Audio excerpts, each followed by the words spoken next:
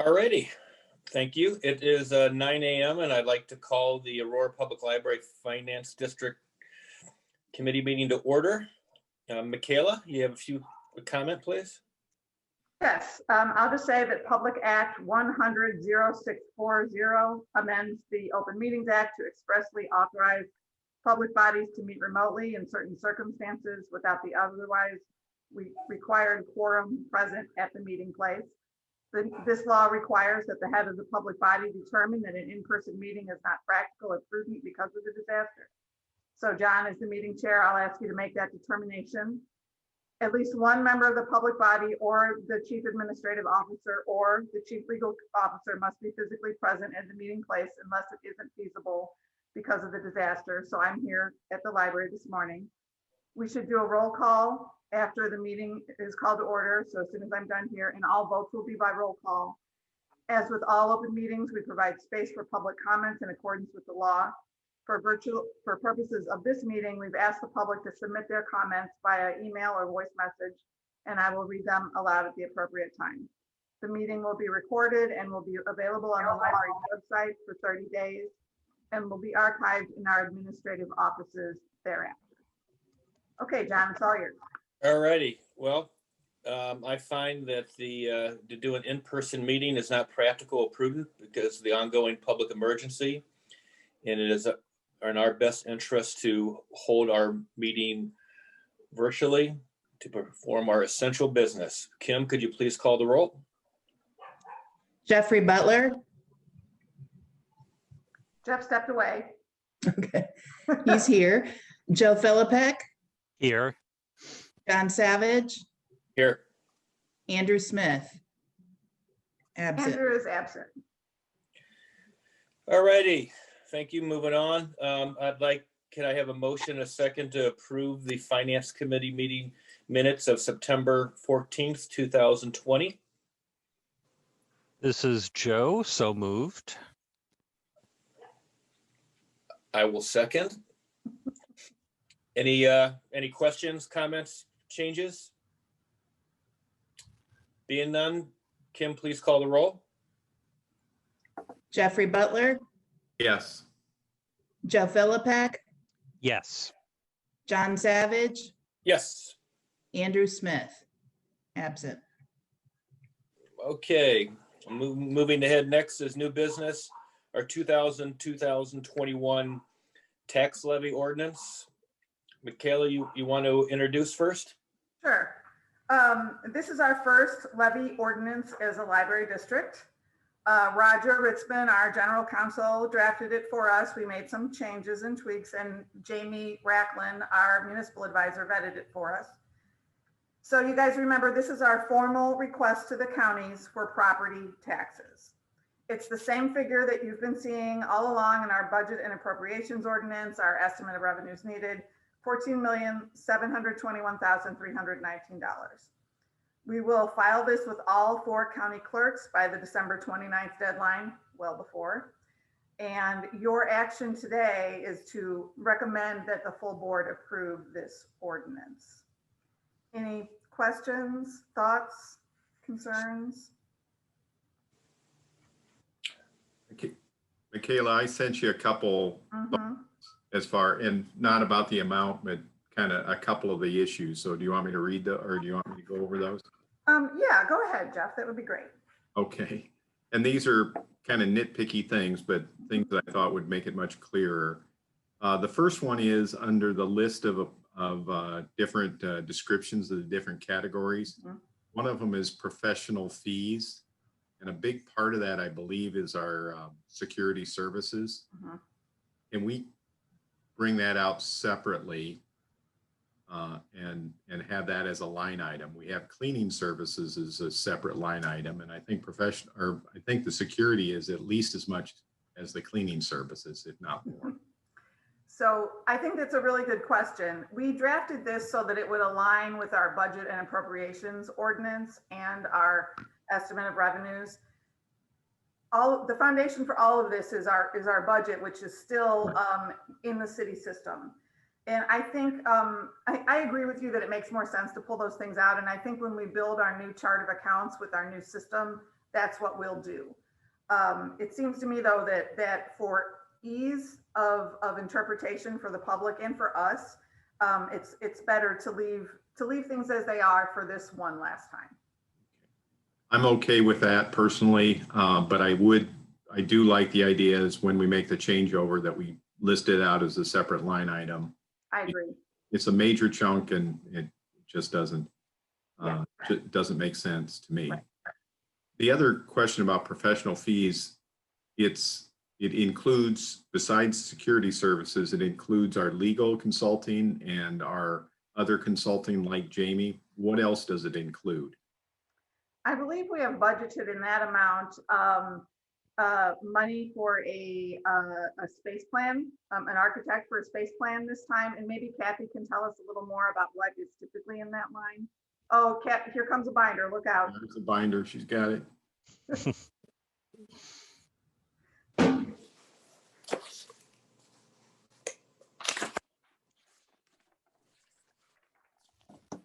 So it's our legal audit, test for new hire, any contracted services, security, actuarial services, computer consulting, appraisal services, and consulting fees. Okay. So it's kind of a catch-all for any professional services that we get. Exactly. Okay. All right. Thank you. Any other questions? Comments? I had two others. On page 6 of this document, or page 6 of the bundle, I guess it was. Let's see if I can find page 6. Jeff, I think that's your next question has to do with Okay. the special reserve or right, special Yes. reserve fund, right? Okay. My apologies. Yes. Okay. So I have no other questions for the special ordinance. All righty, being none, could I have a motion and a second to recommend to the full board the tax levy ordinance for 2021? This is Joe, so moved. Jeff, second. Thank you. Please call the roll, Kim. Jeffrey Butler, Yes. Joe Philippak, Yes. John Savage, Yes. Andrew Smith, absent. All righty, approved. Thank you very much. Moving on, a ordinance to establish a special reserve fund. Michaela, overview, please. Sure. So part of our reason to become a district and to increase our levy for 2020, 2021 was so that we could accumulate funds that we need to improve and maintain our facilities and our vehicles. So to do that, we need to establish a special reserve fund where we can legally accumulate those funds.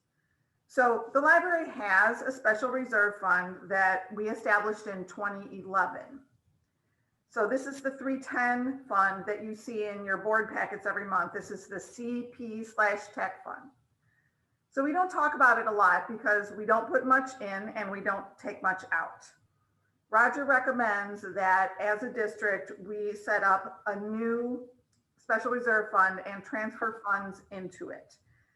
Just to establish a clean paper trail and understanding that we're a new entity now. Sometime in the next year, we will adopt a plan to expend money from this fund. That'll be our space plan and our capital projects fund that we talked about a little bit at the beginning of this year. And so just again, your action today is to recommend to the full board to approve this ordinance. So Jeff did have a question about this as well. Yes. So Thanks. Jeff, go ahead. I think, well, I have another one also I thought of since then. But under section 4, on page 6, section 4, I believe is where it is. Why do we state it within 2 years? Why don't we put a specific date to let us know when that is? And then the second part of that is, isn't this kind of an annual event that will happen, that we will look at the funds every year to say, where are we spending the money? Are we or not spending the money, one or the other, to develop plans to say, we have accumulated this much, we're either going to use it or we're going to spend or save for another year or two and then do something with the special funds. Right. So I wondered if we could have language, something like that, to say that we'll make it part of our budget process to look at this special reserve fund. Right. So two questions there, right? So the first one is, why the 2 years? So I talked to Roger about this, and I asked him if we could have a little bit of leeway with this, understanding that we still don't really know what our revenues are going to look like next year. Knowing that we have just a few more months of you guys serving as our board, we will have a new board in the spring. And so, just to give us a little more leeway. There's nothing to say that we can't adopt a plan sooner than 2 years. It just says within 2 years. And the reason why we're going to do this plan within 2 years and not every year as part of the budget cycle, we need to have a plan that allows us legally to accumulate funds over multiple budget years. So the plan that we will adopt to support this special reserve fund that will allow us to accumulate funds to it will take us over the next probably 30 years. So we have a refresh cycle for boilers and roofs and paving and all of those things, as well as refreshes, renovations, improvements to our facilities and to our vehicles. And all of those things will go into this special reserve plan, this plan. You're right, though, that every year as part of the budget cycle, we will look to see how much we have in funds, what's on the schedule to be replaced, refreshed, renewed, whatever, we call that. And we'll decide how much we want to spend and how much we want to allocate to that special reserve fund. Does that answer your question at all? Yeah, I'm going to restate it. Yeah, thank you. I'm going to restate it. So the plan that we're talking about in section 4 is how we're going to execute the administration of the fund going forward. Correct. Okay, it's not the plan for how we're going to use the money in the fund within 2 years or at the 2-year point. Right. It's the plan for how we're going to execute the administration of the fund, both putting money in and taking money out. Correct. You're right. Okay. That wasn't clear to me. So Okay. thank you. So yeah, the way it's written here, it sounds like it's how we're going to use the money that's in the reserve fund. So Right. So this document is meant to establish the fund, and it says that within 2 years we will have that required supporting document of a plan to expend. can we tweak and Roger did this? That's correct. Okay. Can we tweak that one section that says something, we'll have a plan for how to execute the administration of the special reserve fund? The text says within 2 years, the board will adopt a plan for use of funds in the special reserve plan. Okay. That to me says we have funds in there and we're going to use them. But it says, it's like we have $1 million in there and we're going to have a plan for how to use it, not how we're going to administer the funds for the next 30 years. I don't see it that way, Jeff. I see it as that we're going to establish a roadmap of how we're going to do it within 2 years. All right. I understand what you're saying. It just, to me, it's ambiguous. And if we ever, I just want to make it crystal clear. That's my only point. So I'm not trying to be hard about it. I'm just trying to make sure that we don't get into trouble and have somebody come back and say, oh, that line said you're going to plan to use those funds. Well, I think as long as we adopt a plan within 2 years, we'll be okay. Okay. I mean, if Roger does this for other libraries, so I would defer to him. Okay.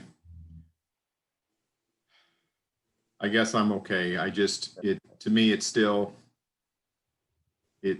says how we're going to use the money right away or within the 2 years. So, or at the 2 year point. So that's the issue that I had. So Michaela, I've got one operational question. So Mhm. will the process will be the end of the calendar year, like let's say that last board meeting in December, the board will pass a motion to transfer over any unexpended funds from that calendar year budget into this fund? Typically, boards do that at the end of the fiscal year. Okay, So I think we would probably do that in May or June, okay, typically. all right. We're having a little bit of a hard time wrapping our minds around that on our end too, how we're going to change our thinking from that calendar year to the fiscal year. But I think to me that makes sense. We'll have a roadmap for how we're going to spend the money for the rest of the fiscal year, but we won't have real clarity on it until May or June. And then will that be an account that we'll set up at Old Second Bank? Mm-hmm. Yep. Okay. Michaela, do we know what would be as of now, or what we would project to be the kind of opening balance in that fund when it's established? Kathy could probably tell you to the penny, but I can tell you roughly $200,000. Okay, thank you. Is that the technology fund coming over? Yes. Oh, that was my second question. Right. Roger also said that we should pass this ordinance this month, and then next month or the month after, you guys would resolve to transfer the funds in the 310 fund to this newly established fund. He also said that that the plan that we adopt, we can change from time to time. So in 10 years or 15 years, if everything's virtual and there's no need for physical spaces anymore, then we change our plan. I don't actually see that happening. That's the most radical example I could think of. So, but we can change the plan from time to time, he says. So we've got 200,000 coming over, and looking at end of this year budget, what are we thinking next year? $1 million going in? Maybe, Right. yeah. Thinking too that, we can spend money from our operating budget for some of those capital improvements. You want to make sure you have enough in there for long-term expenses, so that when it's time to replace those boilers and roofs and things like that, that you have the money to meet the expense. But if things continue to go okay for us as far as collections goes, then we can start making some improvements maybe next year. Can those dollars be utilized for debt service? So I'm thinking. No, they can't. Once you've transferred into the special reserve fund, they can only be used for the purposes that are outlined in that plan. Well, let's say that plan is, the Eola branch, we've estimated $5 million, or, it's a pretty significant number Right. to do that. Are we then tied that we have to wait till we accumulate $5 million in that to pay for it? Or can we use that to, pay, like I said, maybe it's not a bond issue, but some type of, warrant or agreement we work out with Old Second to pay that off so we can get that project going. I'll ask Roger. I'm not sure. I do think that we could do things in phases. We could renovate in phases so that you don't have to close and so that it's easier financially. I'm not sure if we can obligate debt and pay it down, but I'll find out. It's a good question. And it's nice, this ordinance gives us a little bit of runway, to establish a plan to get some of those kind of questions answered.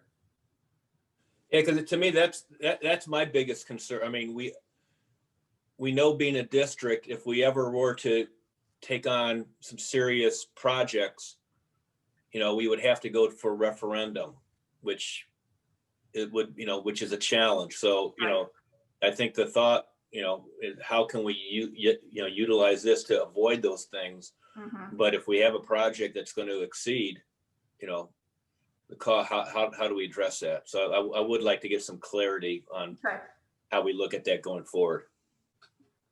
We'll do that. No problem. All right. Any other questions?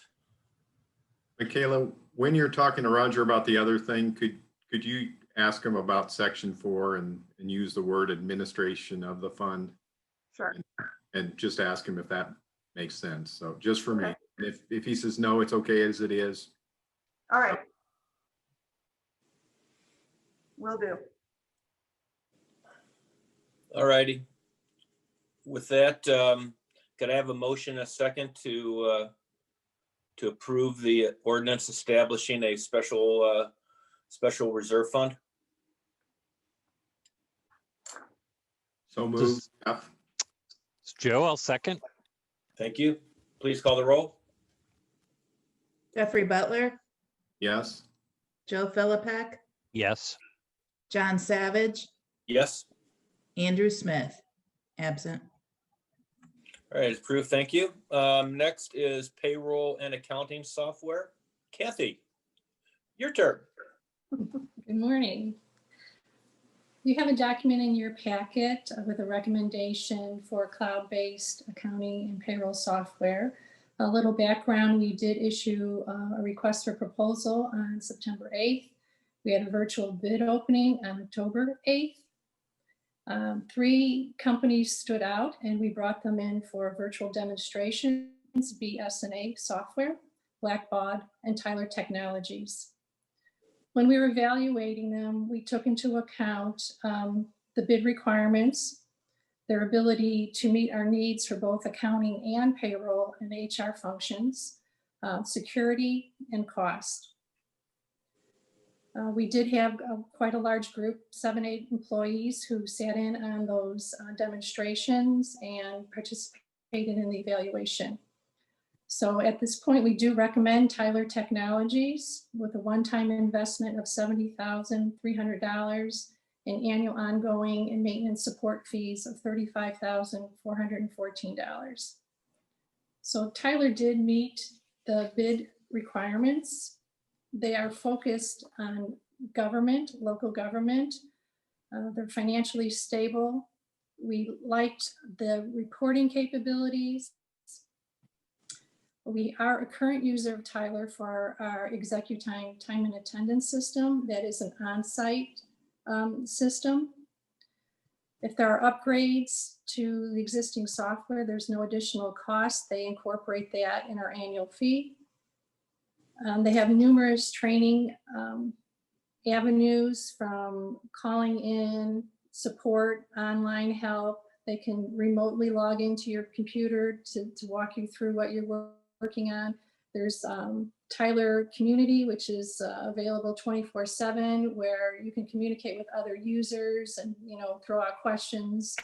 And there's also Tyler U, it's an e-learning, so you can just go online and take a course or anytime during the year. We reached out to 5 references. I heard back from 4 within 24 hours. Actually, I heard back from 2 within 2 hours time.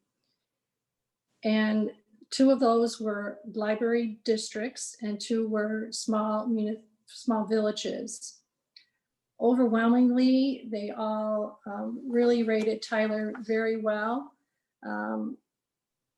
I asked for any other comments. They're very happy with the features. It's easy to use. Once you learn one module, you can work in another without too much training. Another comment was, I worked at 4 municipalities during my career, each with a different software. This one is by far the best fit for local government. Been a client most of their careers, great company. The biggest advantage, they can handle everything. We would be dealing with one vendor. We wouldn't be outsourcing payroll to another vendor, which was the case with BS&A and Blackbaud. They seem very flexible. Their implementation process is very detailed and it's planned very well. You got a timeline. They've been very responsive to any software issues, and all those things stood out to us. Did you have any other questions?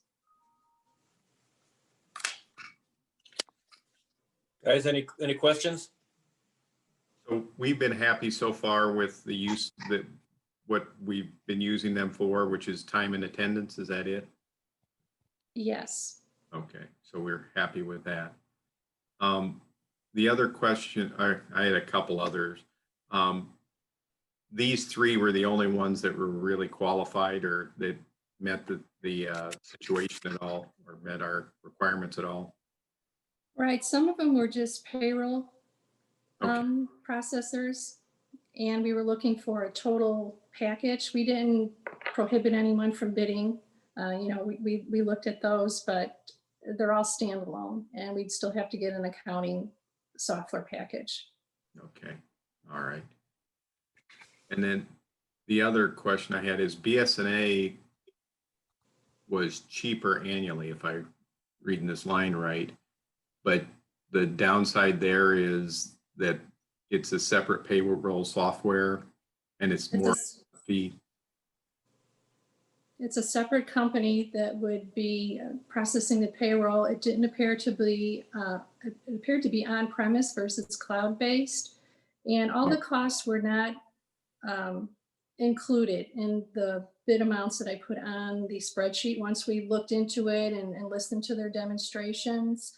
For BSNA, there was an FSA module, a track and schedule module, and that would increase it by $6,700 a year. Okay. Okay. All right. So as far as the cost standpoint, they're going to be comparable and it's pieces that we don't know how they work together. So, okay, I'm good with that. So it works out to be more in a 3 to 5 year scenario. Right. Right. Okay. Thank you. Sounds like you did a very complete job of vetting this. So thank you. Yep. I'd like to just add that it was a hard call. We had great responses to our RFPs, and really it's just so interesting to see what's available and what the capabilities are. And I'll also say that Kathy runs these RFPs like, it was a well-oiled machine. It was an amazing, easy process for all of us. I don't think she made it easy on the vendors, but for us, it was really nice. Thank you, Kathy. Thank you. I don't know if you mentioned this in the beginning, but was Jamie involved at all attending any of these? Or I don't know that he would need to be, but might have some perspective. Yeah, Yes. Jamie, I'm sorry, go ahead, Kathy. Go ahead, Michaela. No, you go ahead. Jamie did attend all the demonstrations. He did. He had his eyes out looking for on our behalf. Great. Did you tee that question up? No. Yeah, right. I'm just excited that we've been dealing for decades with the city platform, and this is just in one fatal swoop. I mean, not only our independence, but just being a district, but just how we're going to improve our accounting and payroll, and obviously we've already seen the benefits from the HR side. It's just it's things like this the public doesn't see, but allows us to really do a better job in servicing the community. Yep. Right. Okay. Any other questions? If not, could you please call the roll? John, you need a motion and a second. Oh, sorry. I thought I said it. Can I have a motion and a second to approve the payroll and accounting software system? This is Jeff. So moved. This is Joe. I'll second. Thank you very much. Please call the roll. Oh, Kim, you're on mute.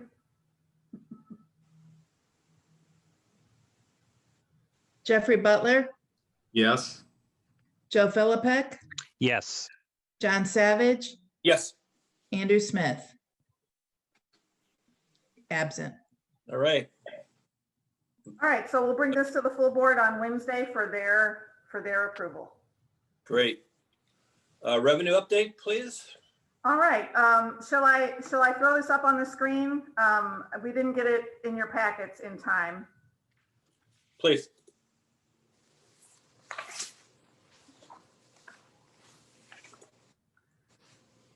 All right, so Jamie, Kathy pulled these numbers as of October 22nd. Can you guys see this Aurora Library tax extension and distribution through October?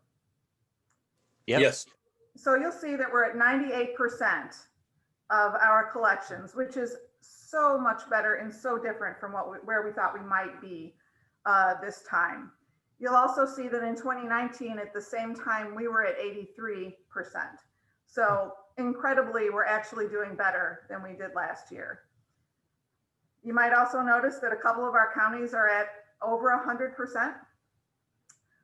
So, you know, when Kathy and I saw this, we were astonished, and I asked Jamie, and he says that sometimes, you know, that he sees this from time to time, that sometimes people, there are late payments involved. Sometimes people are paying for previous tax years catching up.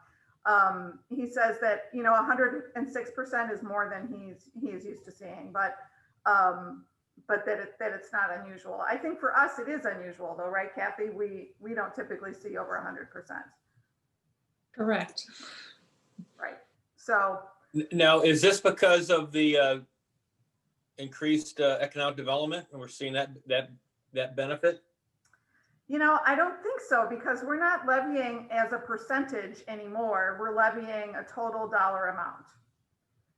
So, and we're not really in a phase where we would expect to see, you know, much more economic development, you know, from just over last year, even if we were levying to 1%.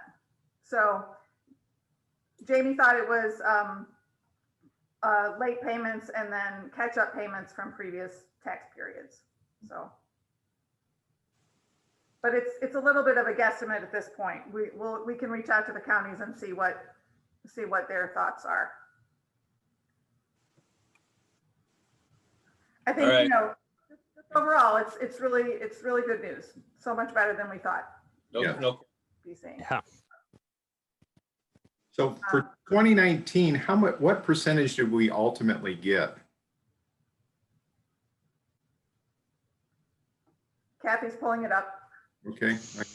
She's got everything referenced. That's right.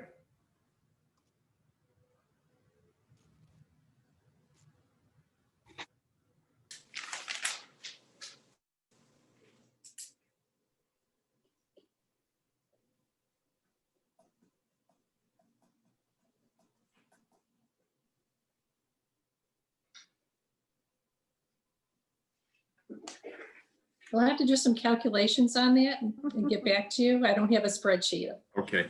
of Okay. the percent. But it was less than 100%, but it was close, is what I remember. But Yes. okay, that's probably the point. Okay.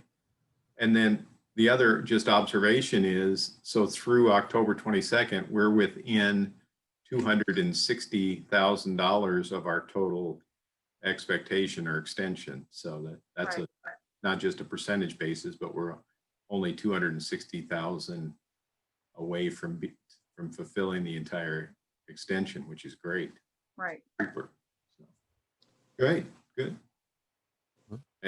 Much better than when we thought that when we were talking about 60% and 80% and Right. different percentages. So wonderful. All right.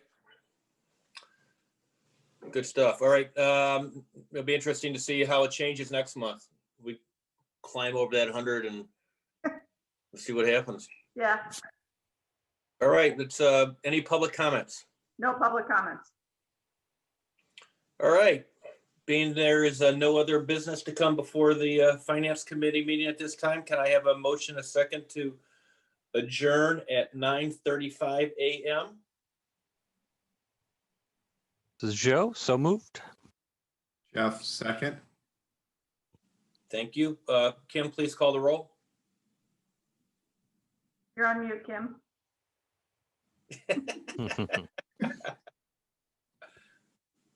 Sorry about that. Jeffrey Butler, Yes. Joe Philippek, Yes. John Savage, Yes. Andrew Smith, absent. All righty. Thank you very much. We are adjourned at 9:35. Everybody have a great week. Thanks, you. you too. So Did them long, well, Jeff. Thank you. everyone. Bye all. Bye.